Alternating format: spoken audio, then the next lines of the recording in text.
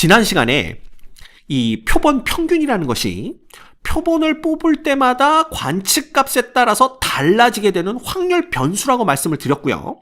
그래서 그 확률 변수이기 때문에 확률 변수의 평균, 그다음 확률 변수의 분산, 표준 편차를 어떻게 구하는지, 또한 그것들의 모집단의 평균, 분산, 표준 편차와 어떤 관계가 있는지에 대해서 지난 시간에 설명을 드렸습니다. 맞죠? 네.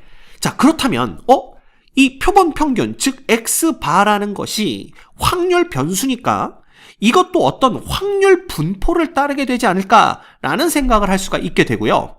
그래서 이번 시간에는 표본 평균이 어떤 분포가 되는지에 대한 얘기를 해보려고 하는 겁니다. 됐죠? 네. 그래서 먼저 여기 읽어보시면 모집단의 평균이 M이고 모집단의 표준 편차가 시그마인 모집단에서 크기가 n인 표본을 이미 추출할 때, 이미 복원 추출이 됩니다. 이때 표본 평균을 x바라고 하면 이렇게 돼 있어요. 첫 번째, 모집단이 정규 분포를 따를 때, 즉 모집단의 분포가 정규 분포인 걸 알고 있을 때 거기서 뽑은 표본들의 표본 평균 있죠? 얘의 분포 역시 정규 분포를 따르게 되는데 이 어떤 정규 분포냐 하면은 바로 평균이 m이고 분산이 n분의 시그마 제곱인 이러한 정규 분포를 따르게 됩니다. 자, 여러분들이 보셔야 될 것은 요때 요 평균이 바로 지난 시간에 배웠던 표본 평균의 평균, 즉 2의 x바가 되는 거고요. 요때 요 분산이 지난 시간에 배웠던 v의 x바, 즉 표본 평균의 분산이 된다라는 거죠. 눈치채셨죠? 이렇게 되는 겁니다. 그죠? 그런데 이렇게 따른다는 것이 알려져 있다, 이렇게 설명을 하고 있어요. 자, 알려져 있다의 의미는 뭐냐 하면요, 고등학교 교육과정을 벗어나기 때문에 정확하게 왜 그런지 설명은 안 해주겠지만 니들은 그냥 그렇게 알고 있어라 라는 의미입니다. 그죠? 유독 통계단원에서 통계뿐만 아니라 확통 전체겠죠. 네. 이 교육과정 밖의 얘기들이 자주 등장을 하고요. 정확하게 설명은 안 해주면서 그냥 알고 있어라, 이런 식의 개념들이 많습니다. 그죠?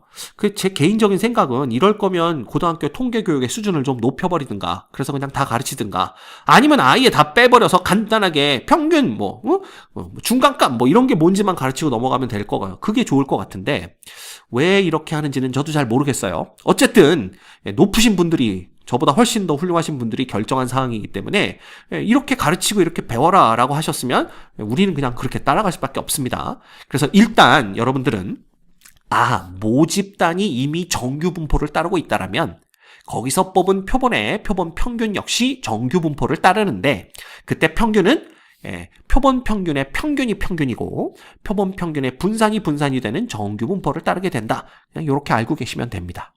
됐죠? 두 번째, 모집단의 분포가 정규 분포가 아닐 때. 그죠? 이거 중요합니다.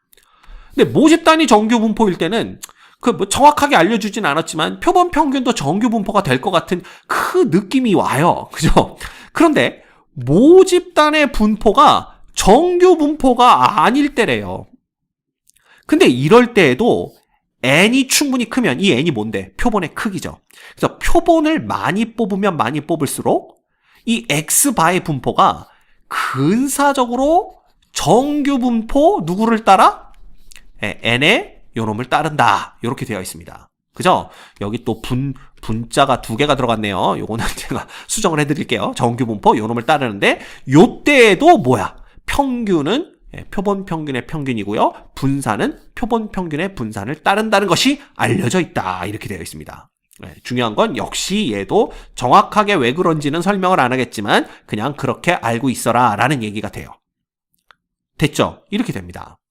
자, 그런데 이것도 그냥 그렇게 외우면 될까요? 라고 하지만 대충 우리가 이해할 수 있는 수준에서 그래프를 보고 이해를 하시면, 자, 지난 시간에 봤던 거 기억나십니까?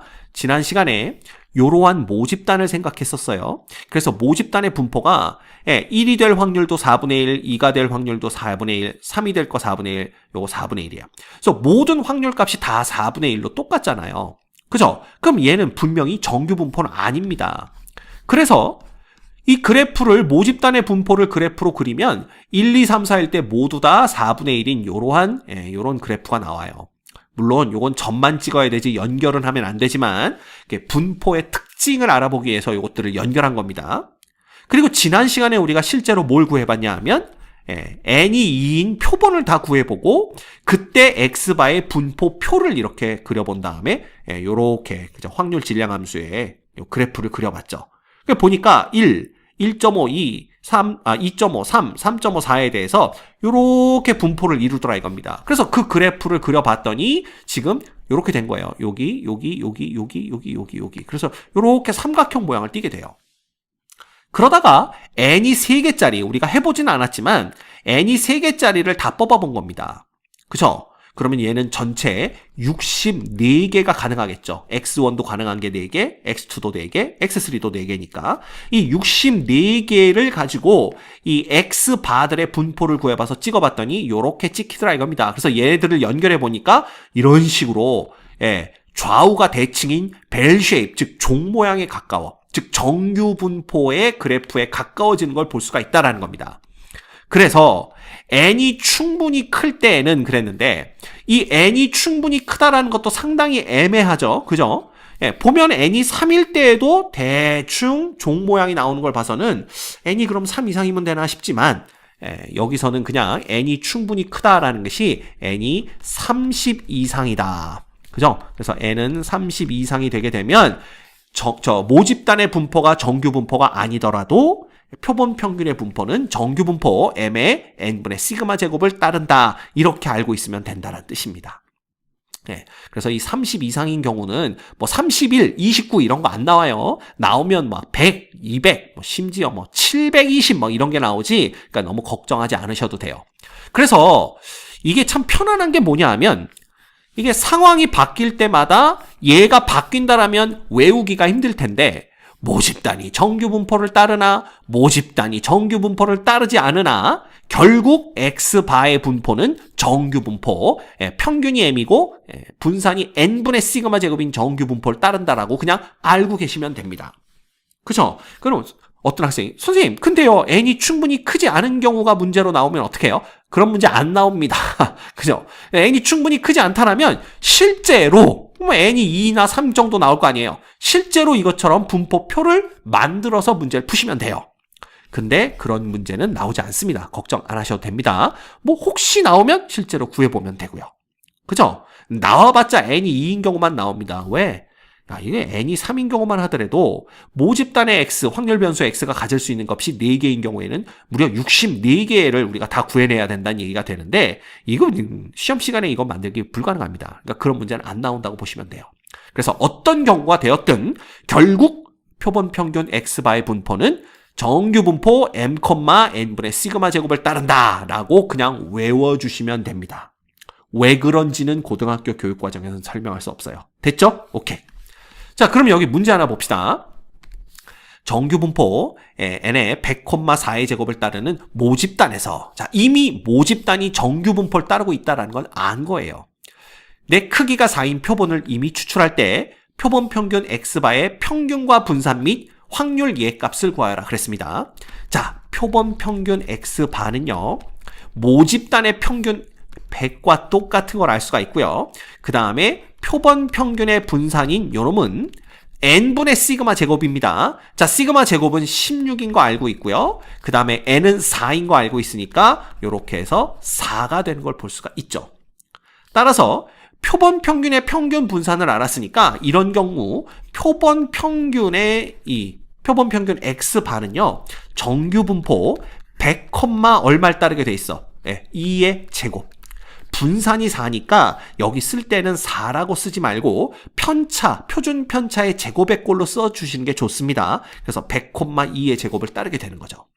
그러면 확률 x바가 104보다 작거나 같은 확률을 구하라 그러면 이 x바가 일반적인 정규 분포를 따르고 있기 때문에 표준화를 통해서 표준 정규 분포로 바꿔주셔야 돼요. 따라서 x바에서 평균 100을 빼주시고 표준 편차 2로 나눠주시면 됩니다. 그럼 똑같이 여기도 104에서 100을 빼주시고 2로 나눠주시면 돼요. 그러면 요놈은 자, 표준 정규 분포의 확률 변수는 그냥 G로 바뀌고요. 그 다음에 요 놈은 2가 되는 걸 볼 수가 있습니다. 그지? 그래서 G가 2보다 작거나 같은 확률이니까 결국은 자, G가 2보다 작으려면요.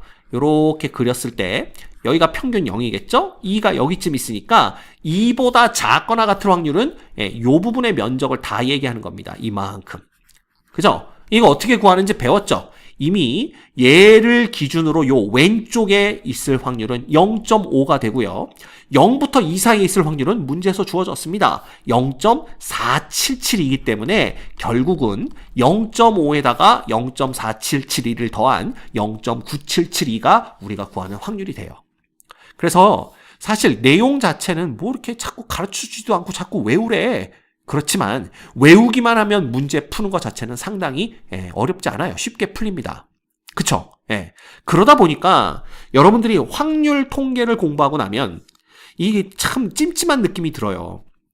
문제는 풀겠는데 왜 그런지는 설명이 안 되는, 그죠? 그 정상입니다. 왜냐하면 개념 자체를 왜 그렇게 되는지를 설명을 안 해주고 그냥 개념만 알려주기 때문에 여러분들이 문제를 풀면서 찜찜한 게 정상이에요. 그죠? 근데 이제 많이 풀다 보면 그 찜찜함도 무뎌집니다.